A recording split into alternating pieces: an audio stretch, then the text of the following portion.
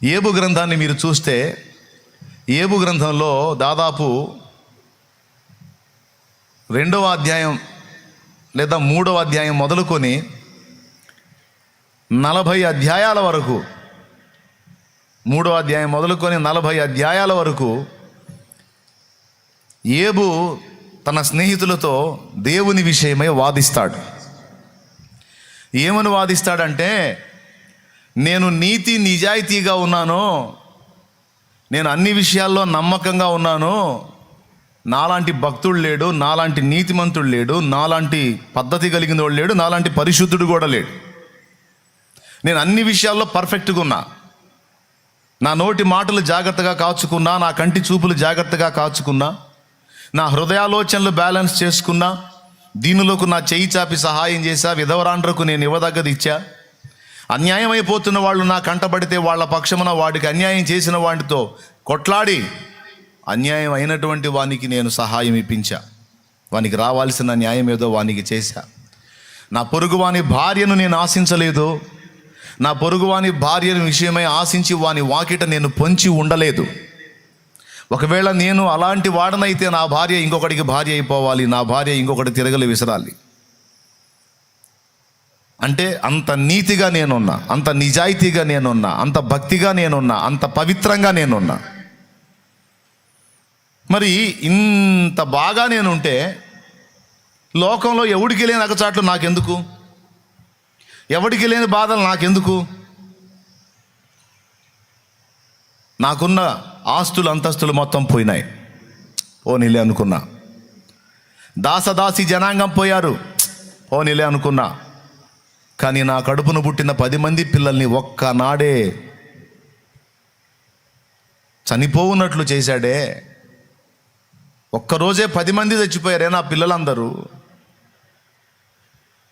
ఎంత గాయమవుతుంది? ఒక బిడ్డకి జ్వరం వస్తేనే తట్టుకోలేం సహజంగా, అలాంటిది 10 మంది పిల్లలు ఒక్కసారే కన్ను మూశారు అంటే నేను ఎలా తట్టుకోవాలి? ఏంటి నేను చేసిన దుర్మార్గం? ఏ దుర్మార్గాన్ని బట్టి నాకు ఇంత శాపం వచ్చింది? ఏ అవినీతిని బట్టి నాకు ఇంత శాపం వచ్చింది? నేను ఎంత నీతిమంతుణ్ణి? ఎక్కడ నా దగ్గర తప్పు ఉంది? స్నేహితులు అంటారు, లేదు లేదు, దేవుడు అన్యాయం చేయడు, దేవుడు ఏ చేసినా అందులో న్యాయం ఉంటుంది.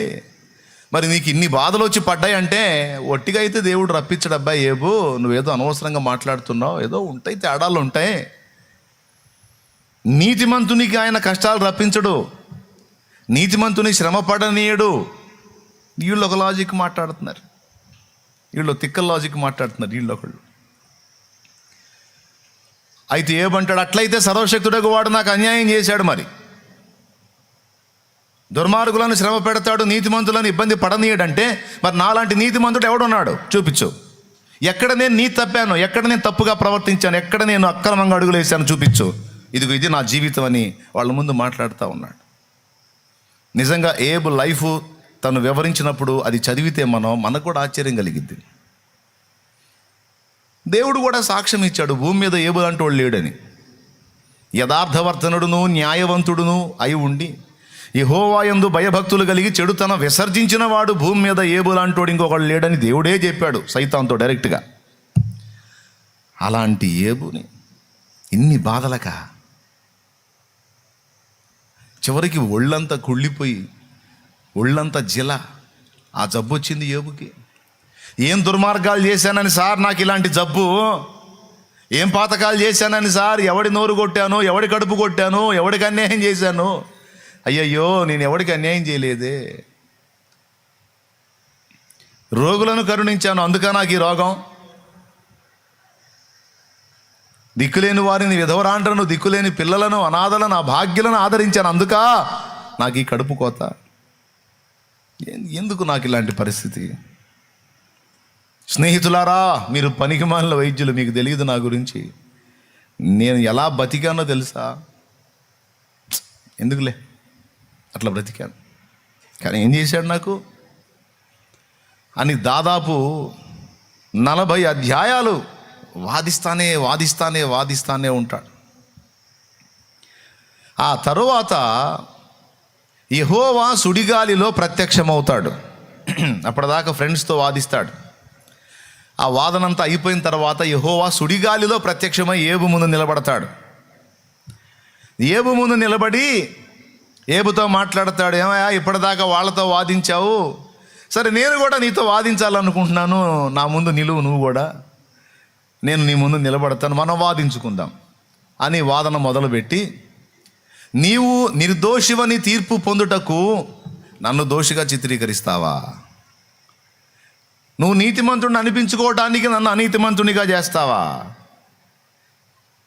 అంటే నువ్వు మంచోడివను, మంచోడిని శ్రమ పెట్టాను కాబట్టి నేను తేడా అని నన్ను అంటావా నువ్వు? చూడండి, ఏబు గ్రంథము ఒకసారి మీరు తీయొచ్చు. కీర్తనలకు ముందుండేటువంటి పుస్తకం ఏబు గ్రంథము 40వ అధ్యాయము 6వ వచనం నుంచి చదువు. అప్పుడు యెహోవా సుడిగాలిలో నుండి ఇలాగు యోబుతో ప్రత్యుత్తరం ఇచ్చెను. పౌరుషము తెచ్చుకొని నీ నడుము కట్టుకొనుము, నేను నీకు ప్రశ్న వేసేదను, నీవు ప్రత్యుత్తరం ఇమ్ము. నీవు నా న్యాయము బొత్తిగా కొట్టివేసేదవా? నిర్దోషివని నీవు తీర్పు పొందుటకై నా మీద అపరాధము మోపుతువా? దేవునికి స్తోత్రం కలుగును గాక. హల్లెలూయా. ఓకేనా? ఇట్లా ప్రశ్నించాడు కదా. సరే, ప్రశ్నించిన తర్వాత ఏబుకి ఎందుకు బాధలు వచ్చినాయో చెప్పాలి, ఏబు చేసిన పాపాలేందో చెప్పాలి, ఏబులో ఉన్న తప్పేందో చెప్పాలి. కానీ అవి చెప్పాడా? మీరు క్రిందికి చదివి చూడండి కావాలంటే. 9వ వచనం నుంచి చదువు నాన్న. దేవునికి కలిగి ఉన్న బాహుబలము నీకు కలదా? ఆయన ఉరుము ధ్వని వంటి స్వరముతో నీవు గర్జింపగలవా? దేవునికి ఉన్నటువంటి బాహుబలం నీకు ఉందంటాయా ఏబు? ఆయన ఉరుము ధ్వని వంటి స్వరముతో నీవు గర్జింపగలవా? ఆడంబర మహత్యములతో నిన్ను నీవు అలంకరించుకొనుము, గౌరవ ప్రభావములను ధరించుకొనుము. నేను ధరించుకున్నట్టు నువ్వు ధరించుకుంటావా? నేను ఉన్నట్టు నువ్వు ఉంటావా? నాలాగా నువ్వు ఇప్పుడు దాకా ఆయన వాదిస్తుంది ఏంది? నేను ఇంత మంచిగా ఉంటే నాకు ఈ బాధ లేదని ఆయన అంటంటే, నేను ఇంత నీతిగా ఉంటే నాకు ఈ అగచాట్లేందని అడుగుతుంటే ఈయనొచ్చి అంటాడు, నా బాహుబలం నీకుందా? ఉరుము వంటి ధ్వని నేను చేస్తాను, నువ్వు చేస్తావా? నీకు అలాంటి స్వరం ఉందా? ఆడంబర మహాత్యములతో నిన్ను నువ్వు అలంకరించుకుంటావా? గౌరవ ప్రభావమును ధరించుకుంటావా? నేను చేసిన నీటి గుర్రం నీకు తెలుసా? మనం అబ్జర్వ్ చేసినప్పుడు అసలు సందర్భం లేకుండా దేవుడు మాట్లాడుతున్నాడేమో అనిపిస్తుంది. అవునా?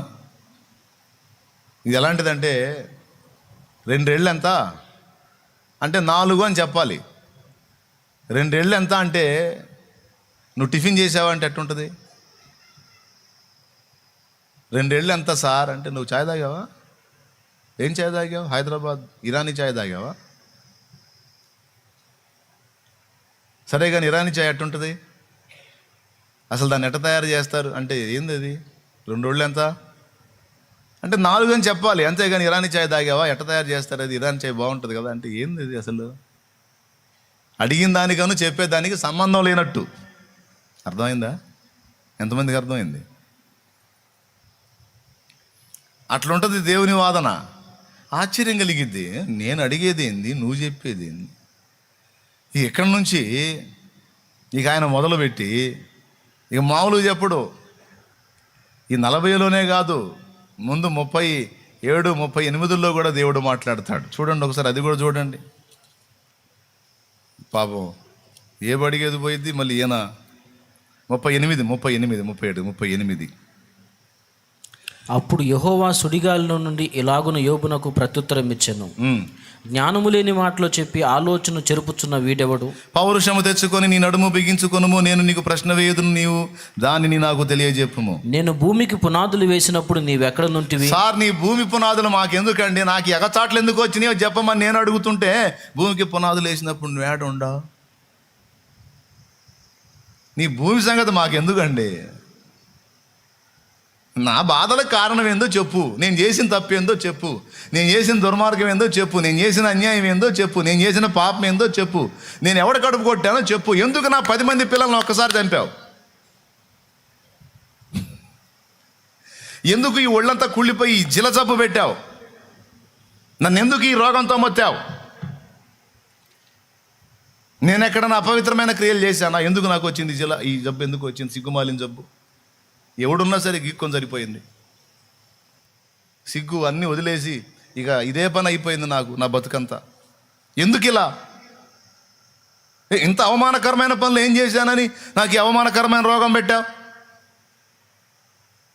నేను ఎవడ కడుపు కొట్టానని నాకు అన్నానికి లేకుండా చేశావు కాదా? ఆకలిగా ఉన్నాడు ముఖం చూడలేదే. నా ఇంటి ముందుకు వచ్చి అయ్యా అన్నోడిని ఎవరిని దాటి పోనిచ్చాను నేను? వస్త్రహీనతతో నా ముందుకు వచ్చిన వాడికి వస్త్రాలు కప్పానే. ఆకలయ్యా అన్నోడికి కడుపు నిండా అన్నం పెట్టడమే కాకుండా వాడికి బత్యం ఇచ్చి పంపించానే. అయ్యా అయ్యా నా కడుపు కొడుతున్నాడు, అన్యాయం చేస్తున్నాడంటే వాడి దవడ ఎముక మీద కొట్టి అన్యాయం అయిపోయిన వాడికి న్యాయం తీర్చానే. ఏ కారణాన్ని బట్టి నన్ను నువ్వు ఇంత బాధలకు అప్పచెప్పావయ్యా? నాలాంటి వాడు ఉన్నాడా ఈ భూమి మీద? నాలాంటి నీతిమంతుడు ఉన్నాడా? ఇంత నీతి నిజాయితీగా నేను బ్రతికి, ఇంత యథార్థంగా నేను బ్రతికితే నాకు ఇంత కడుపు శోకమా? నాకు ఇంత అన్యాయమా? నాకు దాని సమాధానం చెప్పవయ్యా అంటే, నేను భూమిని చేసినప్పుడు నువ్వు ఏడున్నావు అంటావు. ఏంది ఇది?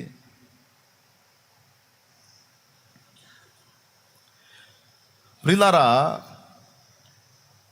దేవుడు కనబడి ఎప్పుడైతే ఏబుతో మాట్లాడటం మొదలుపెట్టాడో, ఏబు ఇప్పుడు నేను చెప్పిన ప్రశ్నలు అడగల.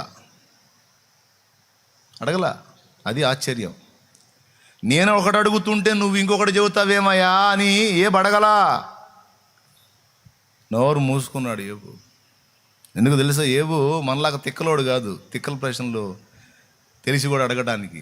దేవుడు ప్రత్యక్షంగా ఆకముందు మనుషులతో ఆ వాదనలు చేశాడు. ఇప్పుడు నేను చెప్పిన వాదనలన్నీ మనుషులతో చేశాడు.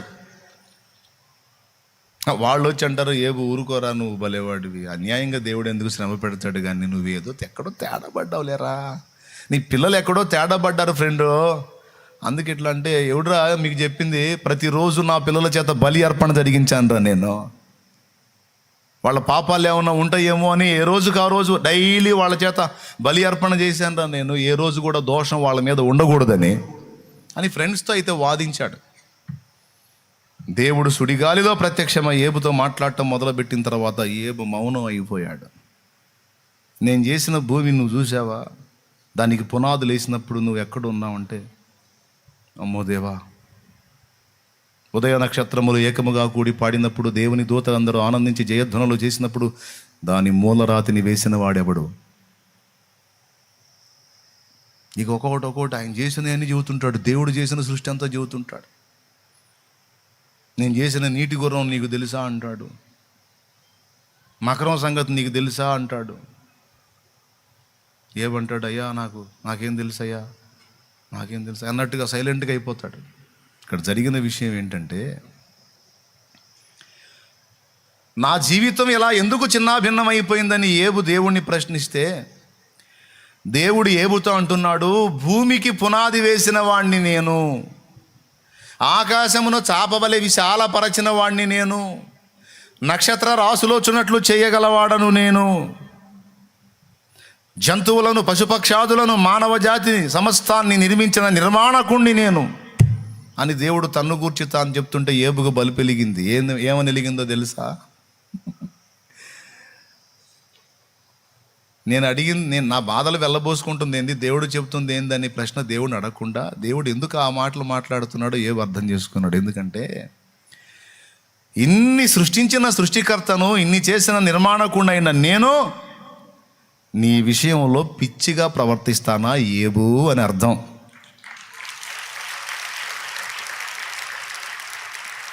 దేవునికి స్తోత్రం కలుగును గాక. ఇన్ని చేసినోడిని నేను నీ విషయంలో పిచ్చిగా ప్రవర్తిస్తానా? నా చేష్టలు వెర్రిమోరి చేష్టల్లా కనపడుతున్నాయా?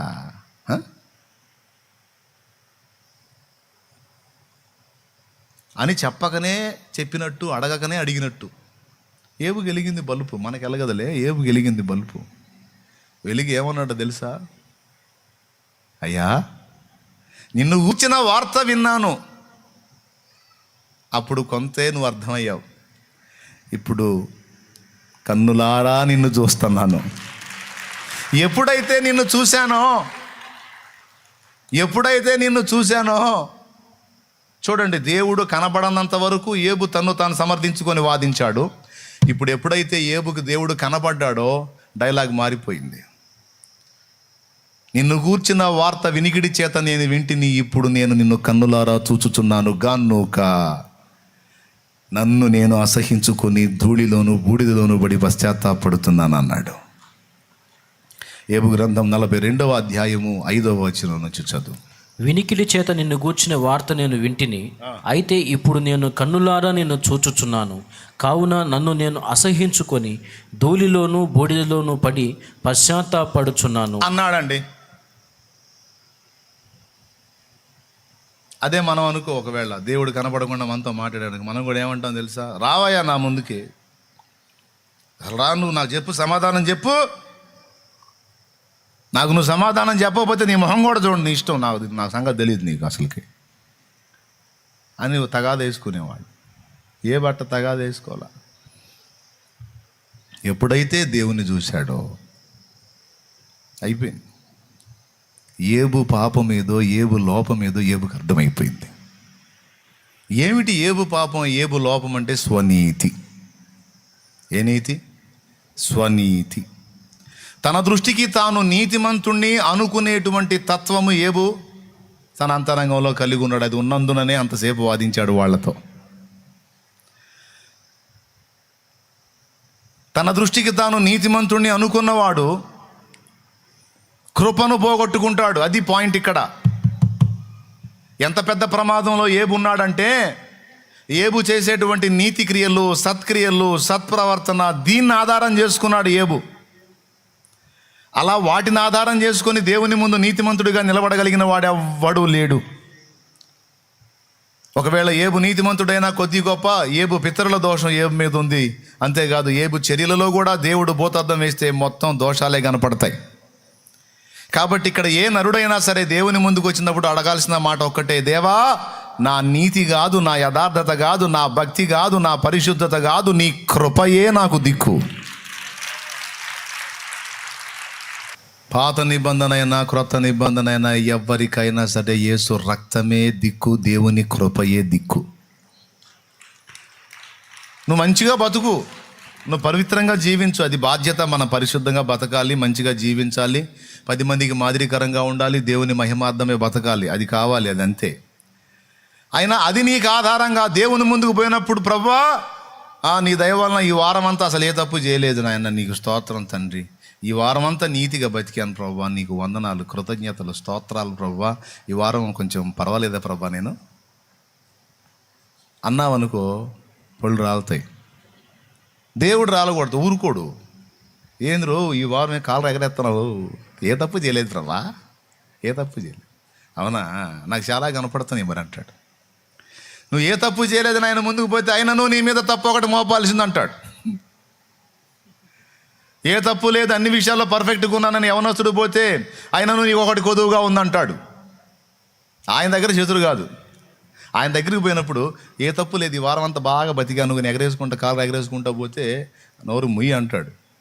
పోయేటప్పుడు ఎట్టబోవాలంటే ఆయన దగ్గరికి తెలిసి కొన్ని, తెలియక కొన్ని, తెలివిలో కొన్ని, తెలివి తక్కువై కొన్ని, జ్ఞానంలో కొన్ని, అజ్ఞానంలో కొన్ని, మెళకువలో కొన్ని, మత్తులో కొన్ని. ఎక్కడ తేడా పడ్డానో నాకు తెలియదు. నేను నీ దగ్గరికి వచ్చేటప్పుడు కాళ్ళు ఎగరేసుకుంటా కాదు, కృప కృప కృప కృప మీద ఆధారపడి వస్తున్నా. కృపయే నాకు దిక్కు. నేను ఎంత మంచిగా బతికినా సరే నా నీతి క్రియలన్నీ మురికి గుడ్డలు. నీ కృపను బట్టి వస్తున్నానంటే అప్పుడు మౌనంగా ఉంటాడు. రా రా రా రా కుమారుడా రా, ఏంది అన్నా, ఏంది కృపేనయ్యా, దా కూర్చో అంటాడు. తండ్రి ఈ వారం ఏ తప్పు చేయలా, ఇప్పుడు నీ కృప నాకు అక్కర్లేదంటే, అవునా, అక్కడ ఉండరా అంటాడు. అక్కడ ఉండు అంటాడు. చాలా బలంగా ఉన్నాను తండ్రి, చాలా బలంగా ఉన్నాను, తప్పు చేయలేదు, పొరపాటు చేయలేదు, పాపం చేయలేదు, బలంగా ఉన్నాను. అబ్బా ఎంత గొప్ప బలం రా నీది. గుర్రముల నరులందలి బలమునా నల్దిల్చడు, కృపను వేడు వారిలో సంతసించువాడని.